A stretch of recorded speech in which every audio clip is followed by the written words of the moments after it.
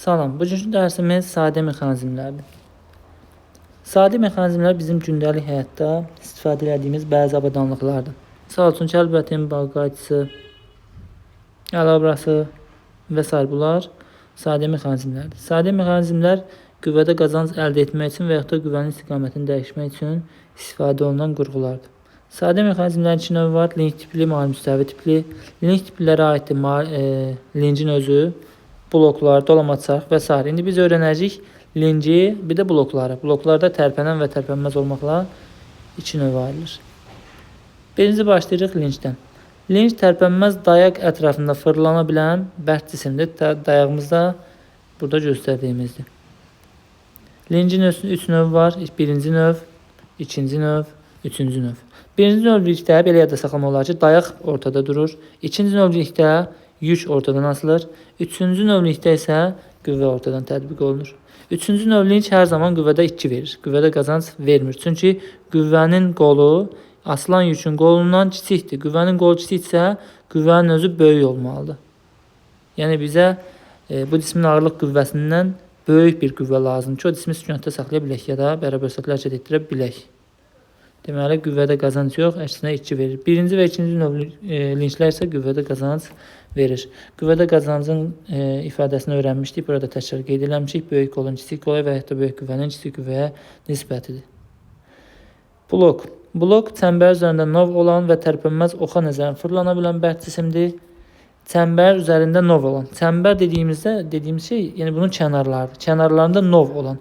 Novu da bəzən noy da deyirlər. Biz bəzən nova noy deyirik. Bu evlərin, kırşaların kənarlarında olur. Kirişaların kənarlarında su axması üçün belə kanal kimi bir şey olur. Bax, həmin ona biz noy deyirik, amma onun adı novdur. Deməli, bu kənarında novu olan və fırlanmaz oxa nəzərən, onun mərkəzindən bir ox keçirirlər, həmin oxa nəzərən fırlana bilir. Misal üçün, tərpənməz bloku ən yaxşı nümunə velosiped təkəridir. Bunu ən azından hər kəs görür. Velosiped təkərinin o rezin olan hissəsini çıxardıqda, onun dəmir olan hissəsi nov şəklindədir kənarları. O tərpənməz blokdur. İndi fərz eləyək ki, tərpənməz blokdan bir M kütləli yük asmışıq və ipin sərbəst ucuna F qüvvəsini tətbiq etməklə cismi sükunətdə saxlayırıq və yaxud da bərabər sürətlə hərəkət etdiririk. Təbii ki, bax, bu ipdir. İndi bu cismə hansı qüvvə təsir edir? Bu cismə təbii ki, ağırlıq qüvvəsi tətbiq olunur, mg. Təsir xəddini çəksək, onun təsir xəddi, F qüvvəsinin təsir xəddi.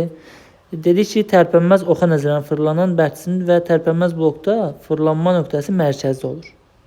Bu olur bizim fırlanma nöqtəmiz.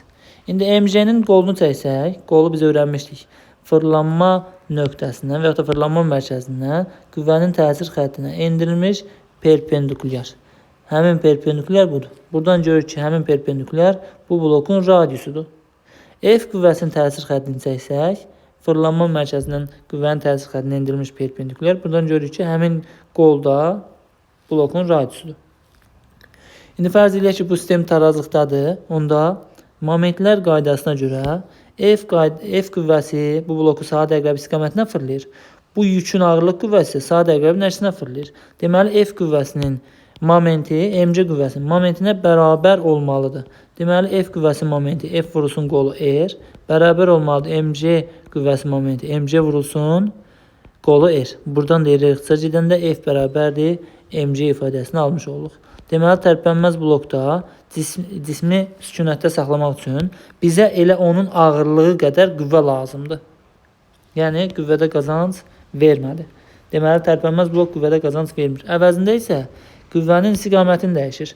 Biz tərpənən blok vasitəsilə cismi yuxarı qaldırmaq istəyirsə, ipin sərbəst ucundan aşağı çəkməliyik. Və yaxud da cismi aşağı endirmək istəyirsə, ipin sərbəst ucunu buraxmalıyıq, yəni yuxarı doğru hərəkət etdirməliyik. Deməli, tərpənməz blok qüvvədə qazanc vermir, qüvvənin istiqamətini dəyişir. Və təbii ki, bu ip bu blokla hərəkət edən zaman, fırlanan zaman, yükü aşağı endirən və yaxud da yuxarı qaldıran zaman bu ip burada blokla sürtünür. həmin sürtünmə qüvvəsi də bizə mane olur. Əgər mən bu cismi yuxarı qaldırmaq istəyirəmsə, ipin sərbəst uzunluğundan aşağı dartmalıyam. Misal üçün, cismin ağırlığı 10 kiloqramsa, 100 Newton ağırlıq qüvvəsi var. Deməli, mən 100 Newton qüvvə təsir eləməliyəm ki, bu cismi qaldıra biləm bərabər sürətlə. Amma sürtünmə qüvvəsi də varsa, tutalım ki, burada sürtünmə qüvvəsi də bir 10 Newton varsa, mənə artıq 100 Newton kifayət eləməyəcək. Çünki sürtünmə qüvvəsi də mənə mane olur. Əlavə olaraq sürtünmə qüvvəsi qədər də mənə qüvvə lazımdır. Deməli, həm mg, həm də üstə gəlinsin, sürtünmə qüvvəsi qədər qüvvə lazım ki, cismi tarazlıqda saxlaya bilək və yaxud da hərəkət etdirə bilək. Ümumi şəkildə düsturumuz belə oldu. F bərabərdir mg plus F sürtünmə. Amma əksər məsələlərdə sürtünmə qüvvəsi nəzərə alınmır. Sürtünmə qüvvəsi nəzərə alınmadıqda F bərabər olur mg-yə. Əgər mən bu cismi A təcilindən yuxarı qaldırmaq istəyirəmsə, onda ipin sərbəst ucuna M, J üstə gəlinsin A qədər qüvvə ilə təsir eləməliyəm. Əgər A təcili ilə aşağı indirmək istəyirəmsə, onda ipin sərbəst ucuna M, J minus A qədər qüvvə tətbiq eləməliyəm. Əgər cismi tərpənməz blok vasitəsilə V sürətinə yuxarı qaldırmaq istəyiriksə, onda ipin sərbəst uzunluğundan da V qədər V sürəti ilə aşağı çəkməliyik. Cismi H qədər hündürlüyə qaldırmaq istəyirsə, ipin sərbəst uzunluğundan H qədər aşağı çəkməliyik. Yəni, yükün sürəti bərabər olur ipin sürətinə tərpənməz blokda. İpin sərbəst ucunun sürətinə, daha doğrusu belə deyilir məsələlərdə, misallarda.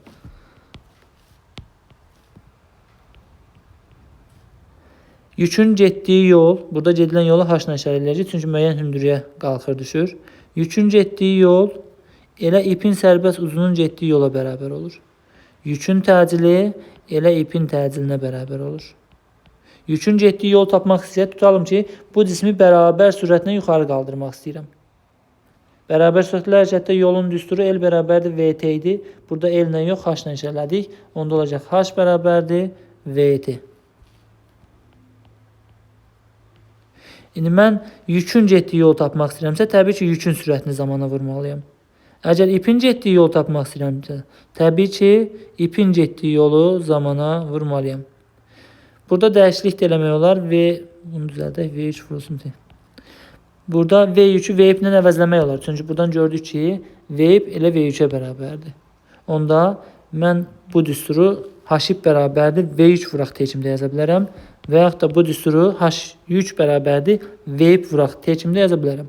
Çünki V ip ilə V3 ilə zaten bir-birinə bərabərdir. Biz əvvəlcədən kinetik enerjini öyrənmişdik və potensial enerjini də öyrənmişdik. Düzdür, bundan sonraki dərsimizdə öyrənəcək daha yaxından. Amma kinetik və potensial enerjinin düsturlarını əvvəlcədən görmüşdük. Və bir də impulsu da əvvəlcədən görmüşdük, impulsun düsturunu. Bu bölmədə bizə lazım olacaq bunlar. İmpulsun düsturu MV'dir. İmpuls kütlə ilə sürətin hasildir. Deməli, cismin kütləsi olmalıdır ki, onun impulsu olsun. İndi ipin sərbəst uzunun kütləsi yoxdur. Onun kütləsi nəzərə alınmır. Deməli, burada ipin impulsundan söhbət getməyəcək. Yükün impulsundan gedəcək söhbət. Onda yükün impulsu bərabər M V3 yazmalıyıq və yaxud da M V ip yaza bilərik. Çünki V3 V ipə bərabər oldu. Yükün kinetik enerjisi. Təbii ki, kinetik enerjinin üstünü görmüşdük əvvəlcədən. MV kvadratı böl 2. Təbii ki, ipin sərbəst uzun kütləsi olmadığına görə kinetik enerjisi də yoxdur. Yəni, söhbət yükün kinetik enerjisindən gedəcək suallarda. Yəni, deməyə ehtiyac yoxdur ipin kinetik enerjisi. Elə kinetik enerji deyəndə siz bilməlisiniz ki, söhbət gedir yükün kinetik enerjisindən. Və yaxud da potensial enerjidən söhbət gedəndə bilməlisiniz ki, yükün potensial enerjisindən söhbət gedir. Potensial enerjinin düsturu MGH-dır. İndi kinetik enerjinin düsturunda təbii ki, MV kvadrat bölək 2 yazdıq. M V yükün kvadratı bölək 2 olmalıdır. V3 də V ipə bərabər olduğuna görə elə M V ip kvadratı bölünsün 2 də yaza bilərik. MG H yük olmalıdır. Çünki yükün impulsundan, yükün kinetik potensial enerjisindən gedir söhbət. Və onda bunu EMG H ip kimdə yaza bilərik. Çünki elə buradan gördük ki, H yük H ipə bərabərdir. H-ın da düsturunu gördük burada. V vurulsun T. Deməli, bu düsturu belə də yaza bilərik. MG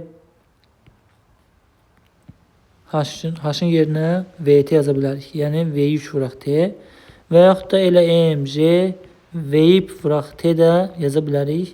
Çünki yenə deyirəm bir-birlərinə bərabər oldular. V ilə V yük. Bu oldu potansiyel enerjinin. Daha doğrusu bu potansiyel enerjinin yox, potansiyel enerjinin dəyişmə düsturudur. Potansiyel enerjinin dəyişməsi. Çünki cismin bir potansiyel enerjisi var idi əvvəlcədən zaten. Tutalım ki, yer dəyişmə icra elədi. Gəldi bura. Əvvəlcədən bir hündürlüyü var idi. İndi başqa bir hündürlüyü oldu. Bax, buradakı H cismin getdiyi yol. Düsturumuzdakı H. Bu cismin getdiyi yol. Yəni, bax, buradan bura kimi olan yoldur. H. O da onun dəyişməsi demək. Təbii ki, burada bir potansiyel enerjisi var idi. Buna ikinci halda potansiyel enerji deyək. Buna birinci halda potansiyel enerji deyək. Bunların ikisinin fərqi bu hündürlük. Hündürlüklə bağlı olacaq da. Ona görə potansiyel enerjinin dəyişməsidir burada. Bu düsturlar. İndi potansiyel enerjinin dəyişməsini bundan sonraki dərslərimizdə daha yaxından öyrənəcəyik. Və bir də işi əvvəlcədən öyrəndik. İşin düsturu Fs-dir. Əslində işin düsturu Fs kosinus alfadır tam olaraq. Amma biz hələlik Fs kimi öyrəndik. Növbət dərslərimizdə işi keçəndə daha yaxından öyrənəcəyik. Hələlik Fs kimi öyrəndik. Deməli, iş, qüvvə və qüvvənin təsiri ilə cismin getdiyi yola bərabərdir, yer dəyişməyə bərabərdir. F vurulsun S. İndi burada da biz F vuraq S yox, F vuraq H yazacağıq. Çünki buradakı gedilən yolu ya da yer dəyişməni H-la işarələdik. İş, qüvvənin, həmin qüvvənin təsiri ilə cismin getdiyi yola hasilidir. İndi burada qüvvə hara tətbiq olunur? Qüvvə ipin sərbəst uzuna tətbiq olunur. Onda deməli, bu F qüvvəsinin, təbii ki, iş qüvvəyə aiddir. Onda burada iş, həmin o F qüvvəsinin qüvvə hara tətbiq olunur? İpin sərbəst ucuna. İpin sərbəst ucunun getdiyi yola hasilidir. Onu da necə yazmaq olar başqa? F-in yerinə mc yaza bilərik. Çünki burada gördük ki, F mc-yə bərabər oldu. Sürtünmə qüvvəsi nəzərə alınmasa. Mc yaza bilərik. H-in də yerinə elə H3 də yaza bilərik. Çünki bir-birinə bərabər oldu. Belə tərpənməz blokun ifadələri bunlar idi. İndi keçirik tərpənən bloka. Tərpənən blokda fırlanma nöqtəsi blokun mərkəzində yerləşmir. Fırlanma nöqtəsi bu nöqtədir. Kənar nöqtəsidir. Misal üçün, üfüqi müstəvidə bir diskimiz var. Həmin disk, tutalım ki, fırlanaraq irəliləmə hərəkət edir. Onda həmin disk, baxın, bu yerə dəyən nöqtə ətrafında dönür. Həmin bax, bu nöqtə ətrafında belə dönür. Fırlanma nöqtəsi yerlə təmas nöqtəsi olur. Eynisini burada təsəvvür eləyin. Bunu belə gətirin. Tutalım ki, belə fikirləşək. Bu formada. Onda tərpənən blokun fırlanma nöqtəsi bax bu nöqtə olur.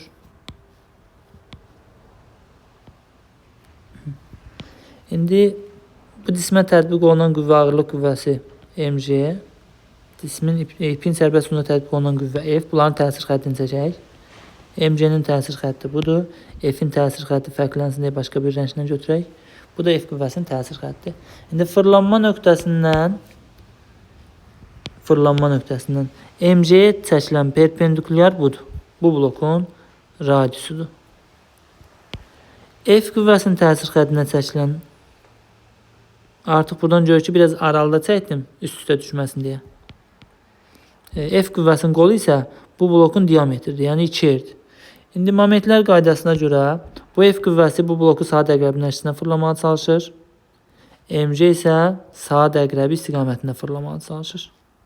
Onda deməli olaraq momentləri bərabər olmalıdır. Yəni F vurulsun qolu 2R bərabər olmalıdır. mc vurulsun qolu 1R. Buradan R ixtisar gedəndə 2F bərabərdir mc. F bərabər olur.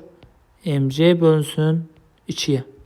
Yəni tərpənən blok vasitəsilə cismi sükunətdə saxlamaq üçün onun ağırlıq qüvvəsinin yarısı qədər bizə qüvvə lazım olur. Əgər 10 kiloqramsa ağırlıq qüvvəsi 100 newtonsa, 50 newton qüvvə ilə 100 bölünsün 2-dən 50. 50 newton qüvvə ilə biz o cismi sükunətdə saxlaya bilərik. Burada şagirdlər çox vaxt qarışdırır. Burada 100-sə gətirib bura 200 qoyur. Və təsəvvür edin ki, hər hansısa bir marketdən 100 manatlıq bir şeyi siz alırsınız. Onu siz neçə alsanız 2 dəfə udmuş olarsınız, 2 dəfə qazanmış olarsınız. 100 manatlıq bir şeyi əlbəttə 200 manata almış olsansa, alırsansa, sən orada qazanmadın, itirdin.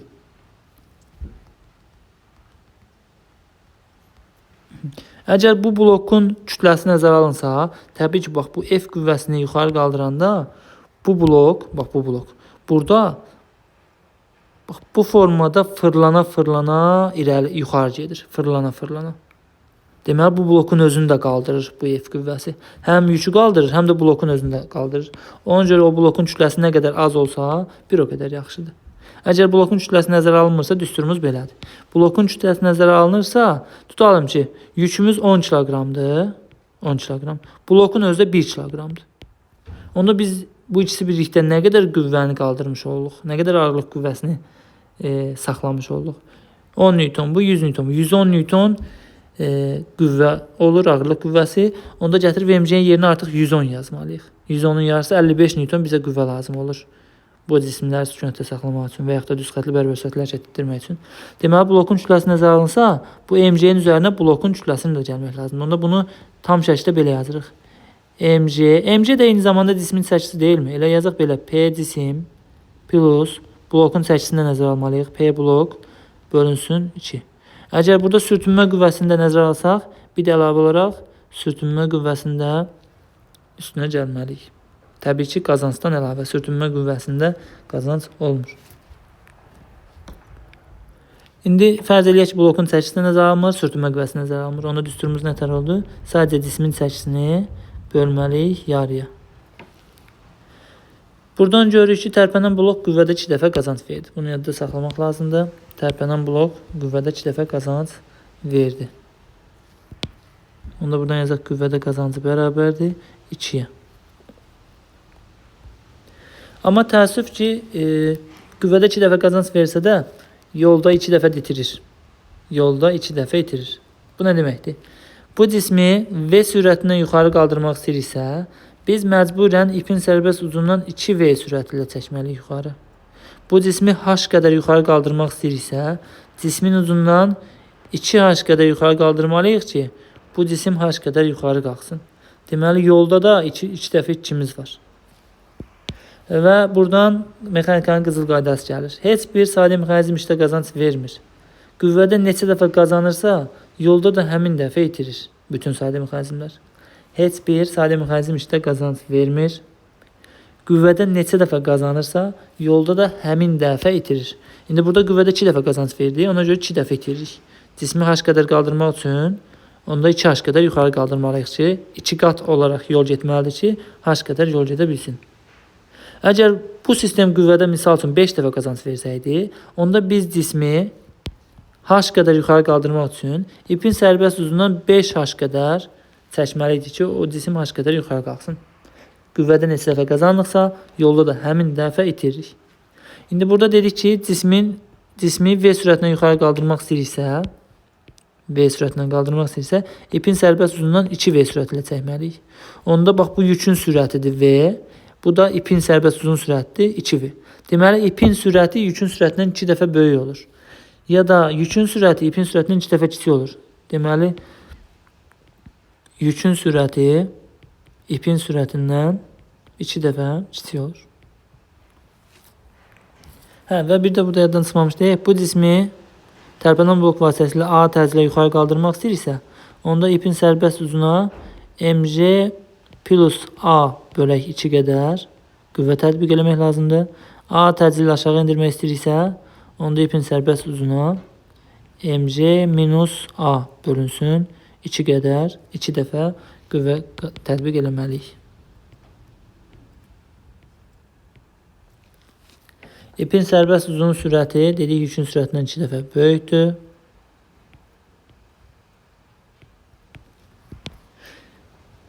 Yəni yükün sürəti ipin sürətindən 2 dəfə kiçikdir.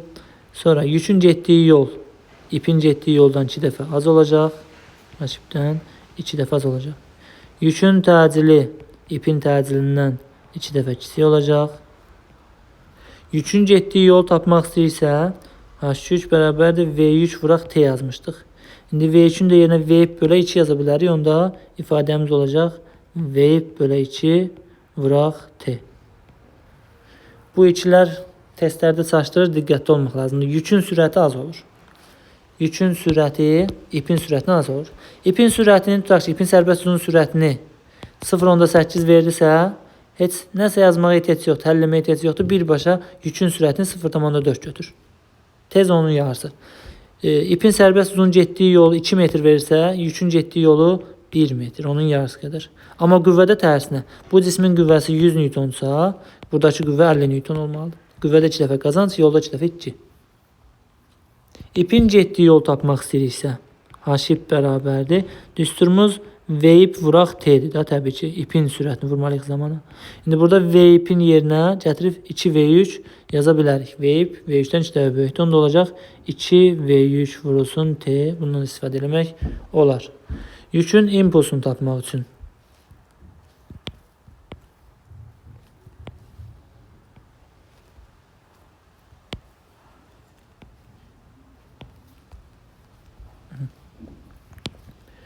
yükün impulsunu tapmaq istəyirik. P yük bərabərdir. Düsturumuz M V3 idi.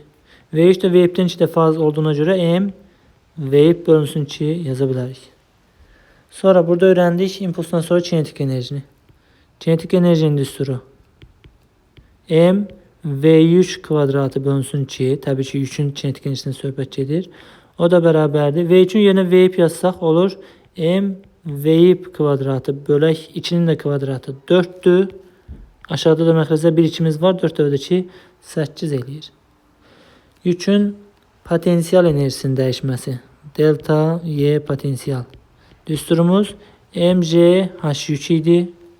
O da bərabərdir mg h yükün yerinə h ip bölünsün 2 yaza bilərik.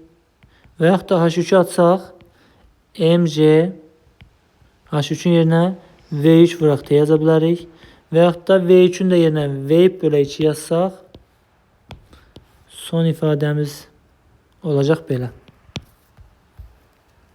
mg V ip bölə 2 vuraq T. Bu da oldu potensial enerjinin dəyişmə düsturları. Və son olaraq işin düsturu A bərabərdir. Dedik, ipin sərbəst uzuna tətbiq olunan qüvvə və həmin qüvvənin təsiri ilə qüvvə hara tətbiq olunur? İpin sərbəst uzuna. Onda ipin getdiyi yol. Bax, bu qüvvə ipi dartdığına görə qüvvəni həmin qüvvə nəticəsində qüvvənin tətbiq olunduğu cismin yer dəyişməsindən hasildir. Qüvvənin tətbiq olunduğu isə ipin sərbəst uzudur. Onda yazmalıyıq F vuraq H ip. İndi F'in yerinə nə yaza bilərik? Tərpənən blok qüvvədə 2 dəfə qazanc verdi. F bərabər mg bölünsün 2 oldu.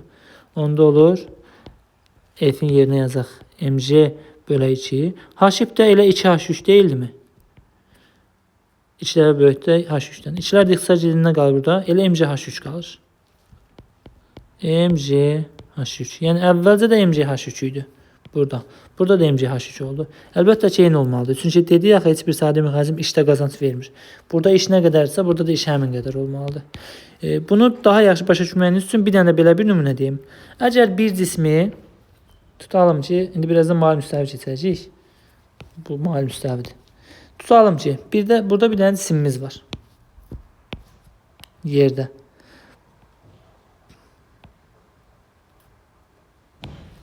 Bu cismi yerdən götürüb gətirib mal müstəvinin üzərinə qoymaq istəyirik.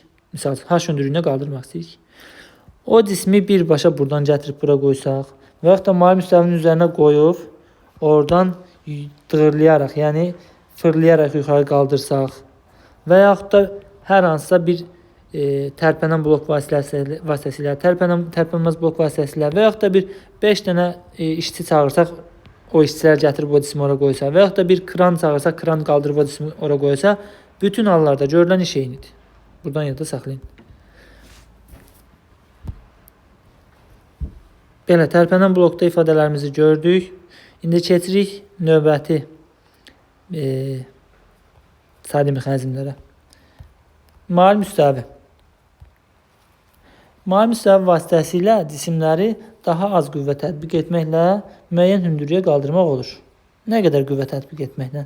Cismi tutalım ki, bərabər sürətlə yuxarı qaldırmaq istəyirəm. V bərabərdir konstant. Bərabər sürətlə yuxarı qaldırmaq istəyirəm. Biz mavi müstəvi üzrə hərəkətdə qüvvələri öyrənmişdik. Bu qüvvə mg'nin sinus toplananı idi. Mg sinus alfa. Bu qüvvə isə dartı qüvvəsidir. Təbii ki də cismi mavi müstəvi boyunca yuxarı qaldırmaq istəyirsə bizə bir qüvvə lazımdır, dartı qüvvəsi. İndi bərabər sürətli hərəkətdə sürtünmə qüvvəsi nəzərə alınmırsa, bərabər sürətli hərəkətdə deyir ki, qüvvələr bir-birini kompensasiya edib, tarazlaşdırıb. Onda dartı qüvvəsi nəyə bərabərdir?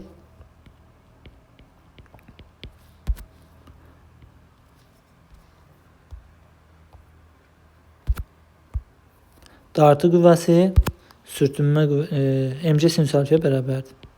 mg sinus alfa.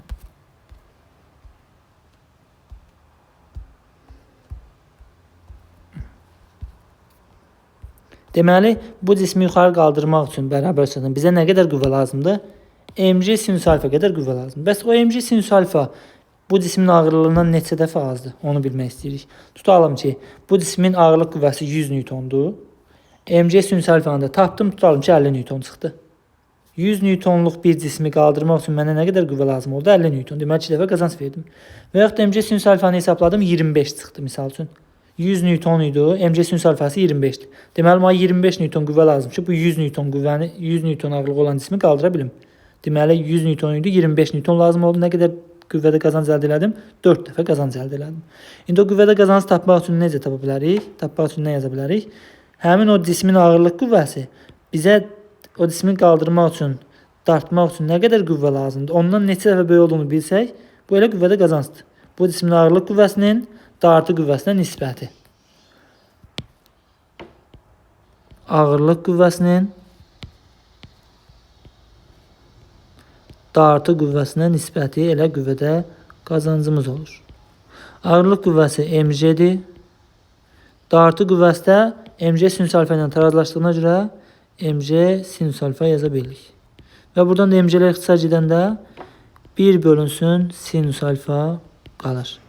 1 bölünsün sinus alfa. Sinus nədir? Düzbucaqlı üçbucaqda. Düzbucaqlı üçbucaqda sinus qarşı katetin hipotenuza nisbətidir. Yəni h-ın elə nisbətidir. Sinusun yerinə h bölək l yazsaq 1 bölünsün h böl l. Və o da tərs çevrilir. Olur l bölünsün h. Bunların içərisində ən çox istifadə olunan ən sonuncusudur. Ən sonuncudan daha sıx istifadə olunur məsələlərdə. Deməli, mavi müstəvinin qüvvədə qazancını tapmaq üçün nə edəcəyik? Uzunluğunu hündürlüyünə böləcəyik. Və yaxud da 1 bölünsün sinus alfa və yaxud da mg bölünsün mg sinus alfa və yaxud da ağırlıq qüvvəsi bölünsün dartı qüvvəsi. İndi əgər bucağımız 30 dərəcə olsa, 30 dərəcədə biz bilirik ki, sinus 2də 1 qiymətini alır. 1-i də 2də 1-ə bölündə 2 edir. Deməli, 30 dərəcə bucağı olan mavi müstəvi qüvvədə 2 dəfə qazanc verirmiş. Buradan başqa bir şey deyək. Hündürlüyün sabit qiymətində qüvvədə qazanc mavi müstəvinin uzunluğundan düz asılıdır. Deməli, mavi müstəvinin uzunluğu nə qədər böyük olsa, bir o qədər qüvvədə qazanc əldə eləyək. Təbii ki, onda da uzunluğu böyük olanda, nə qədər böyük olsa, tutalım ki, belə yox, daha böyük olsa, onda daha çox yol getməlidir cisim. Qüvvədə qazancımız artır, amma yolda da itkimiz artır. Buradan da bir daha görürük ki, qüvvədə nə qədər neçə dəfə qazanırsa, yolda da həmin dəfə itirmiş oluruq. Tutalım ki, indi 2 dənə mavi müstəvi götürək. Bir dənə nümunəyə baxaq sadəcə. 2 dənə mavi müstəvi götürək. Biri bu, bir də olsun bu. Aha. Cismi buradan qaldırmaq istəyirik yuxarı. Mavi müstəvinin ən yuxarı nöqtəsinə və eyni cismi bir də buradan qaldırmaq istəyirik. Təbii ki, hansı asan olar, hansını asan qaldırarıq? Bunu. Çünki onun dişliyi daha azdır. Bu birinci mavi müstəvi olsun, bu da ikinci mavi müstəvi olsun. Təbii ki, burada daha rahat qaldırmaq olar. Amma burada daha çox yol gedəcəyik, burada az yol gedəcəyik. Çətin olanda az yol gedir. Deməli, burada daha rahatdır, yəni qüvvədə qazanc çoxdur, yolda itki də çoxdur. Burada qüvvədə qazanc azdır, yolda itki də azdır. İndi tutalım ki, birinci mavi müstəvi deyir. Bunun uzunluğuna L deyək. ya da el demək, el buna deyək. Bunun uzunluğu el olsun, bunun uzunluğu 3 el olsun. Deyir ki, birinci mail müstəvinin qüvvədə qazancı 6-dır. 6 dəfədir.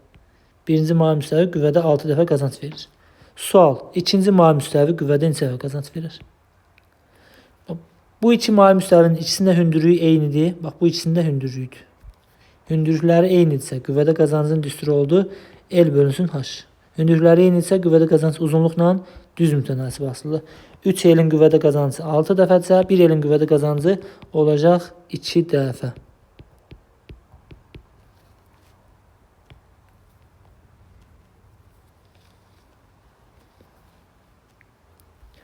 Belə. Sonra keçdik. Əslində ümumi qaydalarımız burada yekunlaşır. İndi keçirik. Xüsusi hallar var. Bir sıra onlara baxaq. Bu gördüyümüz şəkildə həm tərpənən blok var, həm tərpənməz. Bir tərpənən blok var, bir dənə də tərpənməz blok var. Tərpənən blok qüvvədə 2 dəfə qazanc əldə edir. Deməli, burada qüvvədə qazancımız olacaq. Tərpənməz blok isə qüvvənin istiqamətini dəyişir. Deməli, burada eyni zamanda həm də qüvvənin istiqamətini dəyişəcək bu sistem. Və belə sistemlərə polispas deyilir.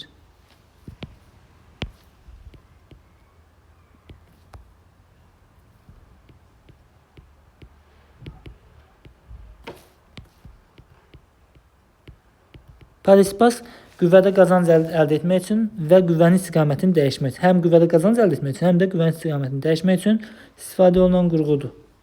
Ya da belə də demək olar.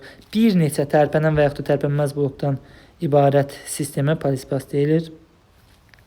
Polispasdan qüvvədə daha çox qazanc əldə etmək üçün istifadə olunur. İndi burada bir dənə hələ ki görmüşük. Burada hələ ki bir dənə görürük tərpənən blok. Polispasda bəzən 10 dənə blok olur, 5 dənə blok olur. Daha çox qüvvədə qazanc əldə etmək olur. İndi hələ ki bu sadə haldır. Bunu öyrənək. Polispasın qüvvədə qazancını tapmağın ən rahat yolu bloklara təsir edən qüvvələri bilməkdir. İndi biz bilirik ki, hər hansısa bir ipin ucundan F qüvvəsi ilə dartsaq, həmin o ipdə elə F qədər gərilmə yaranır. Misal üçün, şaquli divara bir ip bağlamışam. Bu ipin ucundan 10 Newton qüvvə ilə dartıram. F bərabər 10 Newton. Onda bu ipdə bir gərilmə qüvvəsi yaranacaq. Həmin gərilmə qüvvəsi də 10 Newton olacaq və bütün hər yerində də qiyməti eyni olacaq. İpin hər yeri eyni dartılır. Gərilmə qüvvəsinin qiyməti hər yerdə eynidir. Deməli, ipin sərbəst ucundan hansı qüvvə ilə dartırıqsa, bütün ip boyunca həmin qüvvə bərabər paylanır. İndi burada ipin sərbəst ucundan F qüvvəsi ilə bu cismi tarazlıqda saxlayırıq. Fərz eləyək ki, cisim tarazlıqdadır. Onda elə F qüvvəsi qədər ipdə gərilmə qüvvəsi yaranır. Deməli, bu ipdə gərilmə qüvvəsi F-dir. Və bu ip təbii ki, bax, bu tərəfə keçəndə blokun digər tərəfinə. Buradakı ipdə elə həmin ipdir. Həmin ipsə, onda buradakı gərilmə qüvvəsi F-dir.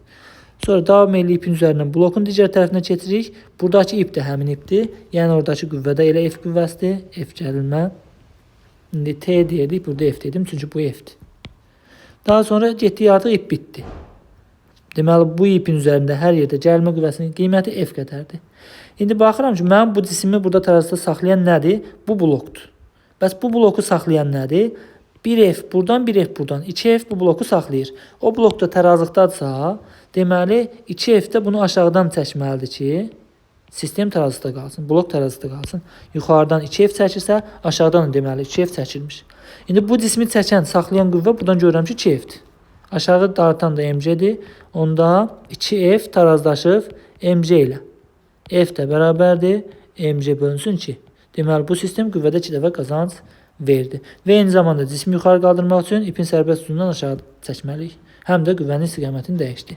İndi burada, misal üçün, V yük bərabərdir, V bölünsün 2 yaza bilərəm. Çünki 2 dəfə qazanc verdi. Yəni, şərt deyil ki, bir dənə tərpənən blok olsun. Şərt deyil bir dənə belə bu formada olsun ki, mən bu ifadələri yazım. Bax, bu sistem üçün də, bu mexanizm üçün də bu ifadələrin, yəni bax, bu ifadələrin hamısını yaza bilərik.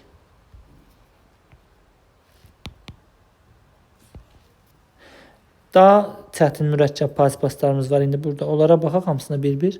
Qaydamızı öyrəndik. Qayda belədir. İpin üzərindən gedirik. İpin sərbəst ucuna tətbiq olunan qüvvə F-dirsə, blokun digər tərəfinə keçirik. Digər tərəfdə də ipin sərbəst ipdə yaranan gərilmə qüvvəsi elə F qədər olur. Davam eləyib ipin üzərindən blokun digər tərəfinə keçirik. Hər blok keçəndə gərilmə qüvvəsini qeyd etmək lazımdır. Bloku keçdik. Cərimə qüvvəsi F qədər. İndi baxırıq ki, bu cismi burada tarazlıqda saxlayan bir bu ipdir, bir də bu ipdir. İki yerdən bağlanıb. Bu ipdəkini tapdım cərimə qüvvəsini F. Amma bu ipi hələ bilmirəm. Baxıram ki, bu ipi saxlayan da bu blokdur. O bloku saxlayan da 1F buradan, 1F buradan 2F'dir. Deməli, bu blokun aşağı tərəfindən çəkən qüvvə 2F imiş. İndi artıq bu MG-ni tarazlaşdıran neçə F'dir? 2F buradan, 1F buradan. MG-ni tarazlaşdıran 3F'dir. Deməli, MG bərabərdir 3F'ə. Oradan da F tapsaq, MG bölə 3. F bərabərdir. MG bölünsün 3-ə. Deməli, sistem 3 dəfə qüvvədə qazanc verdi. Əgər bu blokun tutaq ki, çəkisi, MG-si 300 Newtonsa, mənə 100 Newton qüvvə lazımdır ki, o cismi tarazlıqda saxlaya bilim.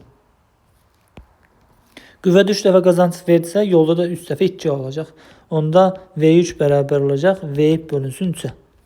H3 bərabər olacaq, H bölünsün 3-ə. Və s. Keçdik növbəti pasipastımıza. Burada da bir tərpənən var idi. Bax, diqqət edin. Burada da bir tərpənən var, bir dənə də tərpənməz var. 3 dəfə qazanc verdi. Amma burada da bir tərpənən, bir tərpənməz 2 dəfə qazanc verdi. Deməli, yəni bir dənə tərpənən blok, bir dənə tərpənməz blok görən kimi demək lazım deyil. Bu 2 dəfə qazanc verəcək, bu 3 dəfə qazanc verəcək. Əzbərləmirik, sistemi analiz edirik. İndi gəldik bura. 2 dənə tərpənən blok var. Görək qüvvədə neçə dəfə qazanc verəcək. İpin sərbəst uzunluğundan F qüvvəsi ilə dartırıqsa, onda bax, bu ipin daxilində yaranan cərimə qüvvəsi elə F'dir. Blokun digər tərəfinə keçdik. Burada cərimə qüvvəsini qeyd edirik F. Daha sonra davam edirik. İp bitdi. Bu ipdə yaranan cərimə qüvvəsi F'dir. Bunu tapdıq. İndi baxıram ki, mənim bu cismi saxlayan bu blokdur. O bloku da saxlayan buradan bir ipdir, buradan da bir ipdir. Buradakı ipi tapmaq olar. Bu bloku çünki 2F saxlayır. Onda buradakı ipdəki cərimə qüvvəsi 2F olmalı ki, tarazlıq şərti ödənsin. İndi digər ipdəki cərimə qüvvəsini öyrəndim, 2F'dir. Blokun digər tərəfinə keçirik. Digər tərəfində də cərimə qüvvəsi olur 2F. İndi baxıram ki, bu bloku saxlayan 4F'dir. Deməli, burada cərimə qüvvəsinin qiyməti 4F'dir. Onda bu cismin ağırlığını tarazlaşdıran 4F'dir. Yəni, MG bərabər 4F. Oradan da F'i tapsaq, F bərabər olur. MG bölünsün 4-ə. Yəni, sistem qüvvədə 4 dəfə qazanc verir. Onda yolda da 4 dəfə itirəcək. Yükün sürəti bərabər olacaq. İpin sürəti bölünsün 4. Yükün getdiyi yol H yük bərabər olacaq. H ip bölünsün 4. İpin sərbəst uzunluğu getdiyi yoldan 4 dəfə kiçik olacaq. Yəni, bu cismi H qədər yuxarı qaldırmaq istəyirsə, ipin sərbəst uzunluğundan 4H qədər qaldırmalıyıq. İpin sərbəst ucunun yer dəyişməsinin yükün yer dəyişməsinin nisbəti olacaq 4. Və yaxud da cismi V sürətindən yuxarı qaldırmaq istəyirsə, ipin sərbəst ucundan 4V sürətindən qaldırmalıyıq. Əgər ipin sərbəst ucunun yükə nəzərən nisbi sürətini soruşsa, 4V, bu da V, cisimdə yuxarı, ipin sərbəst ucu da yuxarı, eyni istiqamətdə 4V, V. Nisbi sürət tapanda eyni istiqamətdə onda çıxırdıq, olur 3V. Burada baxırıq ki, 4 dənə tərpənən blokumuz var. 4 dənə. Görə bu sistem qüvvədə neçə dəfə qazanc verəcək. Deməli, ipin üzərindən gedirik. Bu ipdə yaranan cərimə qüvvəsi təbii ki, F qədərdir. İpin sərbəst uzunluğuna tətbiq olunan qüvvə qədərdir. Bu bloku saxlayan F. 2F oldu. Deməli, burada yaranan cərimə qüvvəsi 2F'dir. Blokun digər tərəfinə keçirik. Burada da 2F'dir. Bu bloku saxlayan 2F, 4F'dir. Blokun digər tərəfində də 4F'dir. Onda buradakı ip də 8F'dir. Blokun digər tərəfinə keçirik. Burada da 8F'dir. Artıq burada cərimə qüvvəsini tapa bilirik 16F. Və bu cismin ağırlıq qüvvəsi də mg.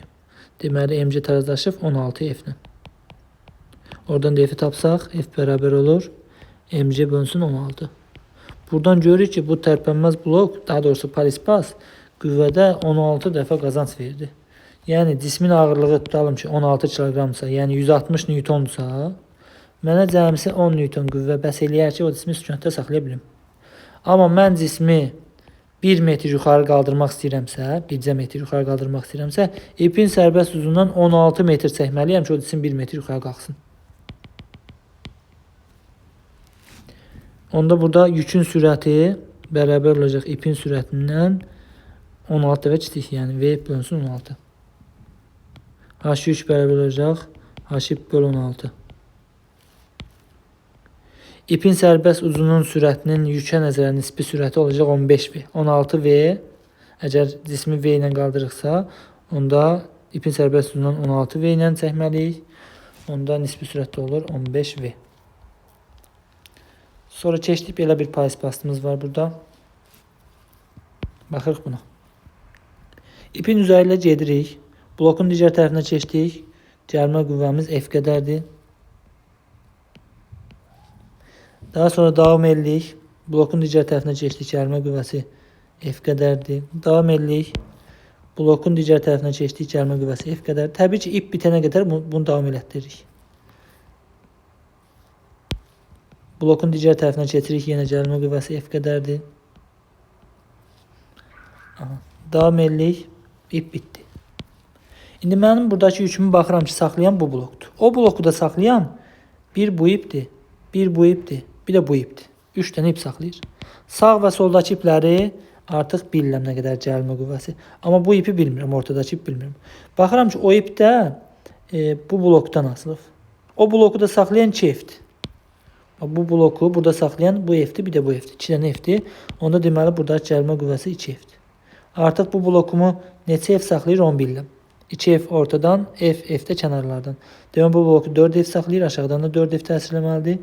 Və MC tarazlaşır 4F ilə. Yəni qüvvədə 4 dəfə qazanc var.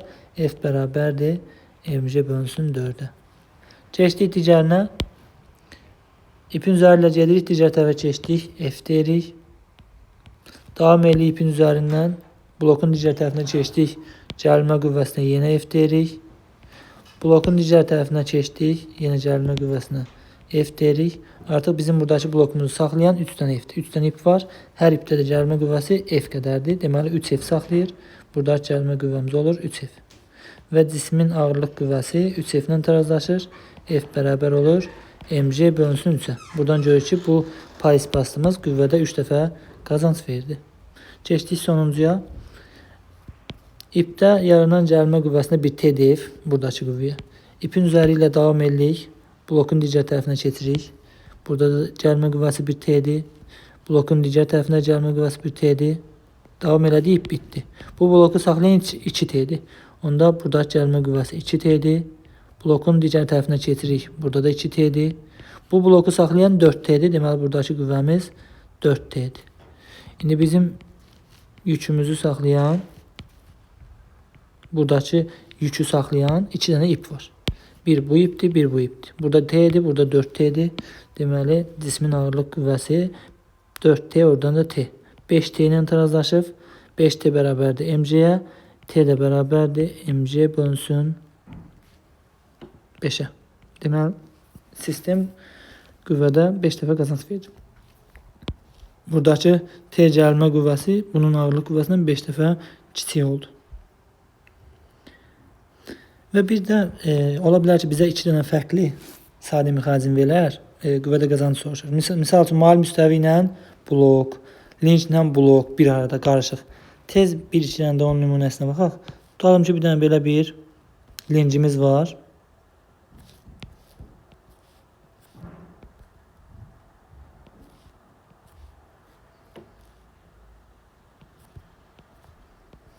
Olsun belə bir linç.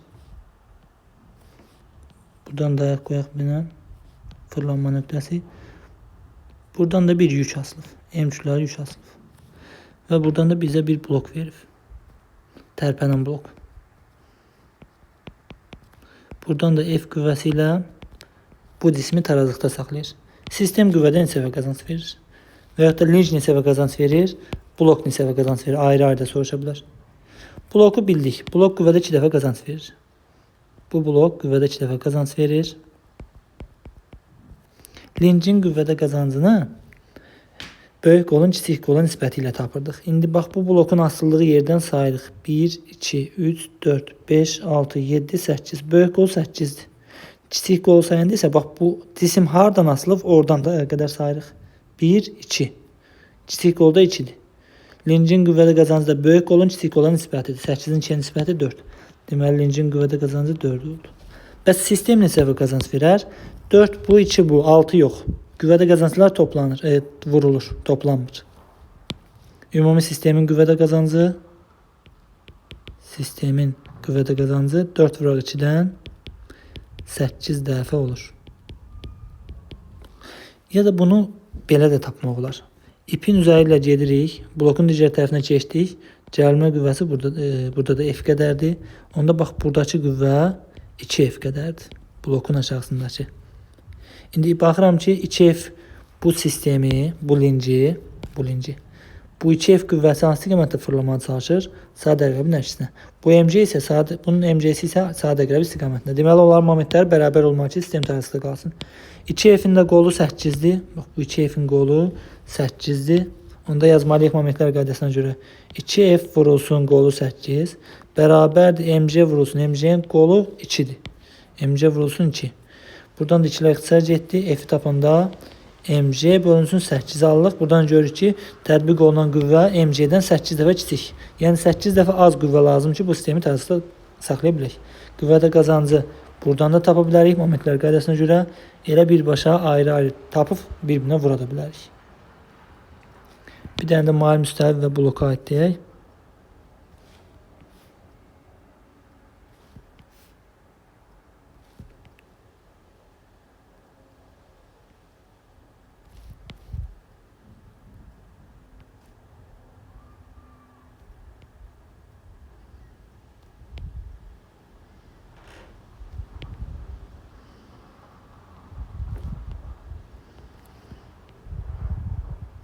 Bir dənə tərpənən blokumuz var. Mavi müstəvi üzərində qurulmuş. Və ondan bir cisim asılıb.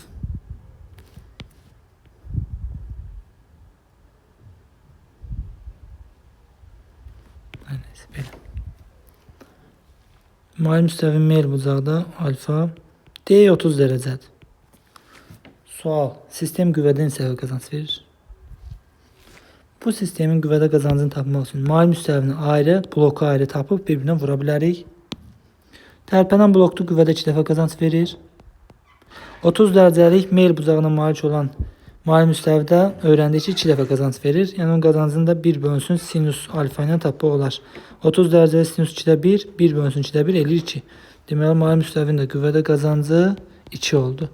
2 dəfə mail müstəvi, 2 dəfə də tərpənən blok. Deməli, sistem qüvvədə 4 dəfə qazanc verdi. Sistemin qüvvədə qazancı 4 oldu. Və yaxud da bunu belə də tapmaq olar. İpin ucu ilə hərəkət edirik. İplə hərəkət edirik, ipin üzəri ilə. Blokun digər tərəfinə keçirik.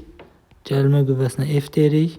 Onda F-dən bura 2F olur. Və aşağı təsir edən qüvvə də MC sinus alfadır. MC-nin sinus toplananı, yuxarı çəkən qüvvə də 2F-dir. Əgər tarazlıq yaranıbsa, deməli 2F bərabər imiş MC sinus alfaya. Sinus da 30'da 2'də 1 alır. 2'də 1. Buradan da alırıq ki, F bərabərdir. Bu ikini də digər tərəfə keçirdəndə MC bölünsün 4. Həqiqətən görürük ki, sistem qüvvədə 4 dəfə qazanc verdi. Və biz tərsdən də getməyi bacarmalıyıq. Tərsdən getməyi. Bu nə deməkdir? Deyək. Tutalım ki, cismin kütləsi deyək ki 20 kiloqramdır. Buradakı F qüvvəsini tapın. Bu F qüvvəsini tapmaqla, yəni hər dəfə qüvvədə qazancı tapmaqla yox, başqa yolla da tapa bilərik. Belə də eləyə bilərik. Bu 20 kiloqramlıq cismi aşağı dartan qüvvə onun MC sinus alfasıdır. MC'si 200, sinus da 2'də 1, 200 vuraq 2'də 1 elədi 100 Newton. MC sinus alfası 100 Newtona bərabərdir. İndi orada 100 Newtonsa bu ipdə yaranan gəlmə qüvvəsi də 100 Newtondur. Onda bax, bu 100 Newton blokun iki tərəfinə də bərabər paylanır. Bu tərəfinə də, bu tərəfinə də, iki tərəfdən çəkir. Çünki 50 Newton bura düşür, digər tərəfə 50 Newton da bura düşür. Deməli, F qüvvəsi 50 Newton imiş. Belə, dərsimiz bu qədər. Sağ olun.